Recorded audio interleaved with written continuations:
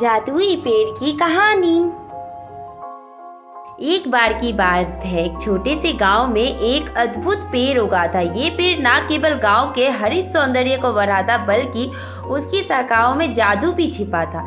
इस पेड़ की छांव में बैठना सुखद था और इसके फल भी स्वादिष्ट और विशेष थे।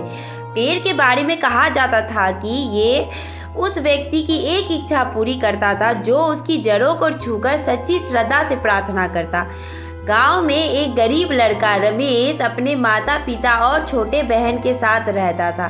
रमेश की सबसे बड़ी चाह थी कि वो अपने परिवार के लिए एक अच्छा जीवन सुनिश्चित कर सके।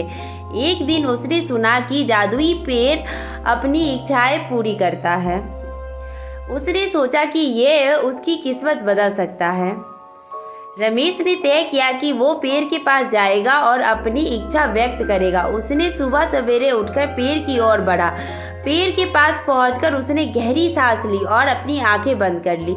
उसने पेड़ की जड़ों को छूते हुए कहा, हे पेड़, कृपया मेरे परिवार की मदद करो, हमें एक बेहतर जीवन की ज़रूरत है।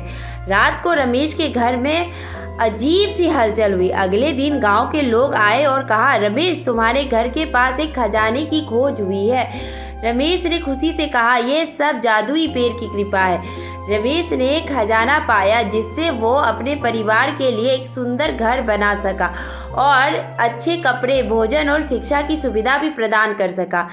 गांव वाले ने देखा कि रमेश का परिवार सुखद हो गया था और सबने पेड़ को धन्यवाद कहा। रमेश ने कभी भी जादुई पेड़ को नहीं भुलाया और हर साल उसकी जड़ों को छूकर उसकी कृतज्ञता व्यक्त की।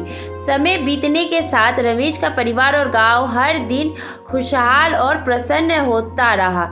रमेश ने समझा कि पेड़ की जादुई शक्ति केवल सच्ची श्रद्धा और ईमानदारी से प्रार्थना करने वाले के लिए ही होता है। उस पेड़ की कहानी गांव में हर नए बच्चे को सुनाई जाती है ताकि वे भी समझ सके कि सच्ची प्रार्थना और नेक इरादा हमेशा किसी भी जादुई शक्ति से भी महत्वपूर्ण होता है।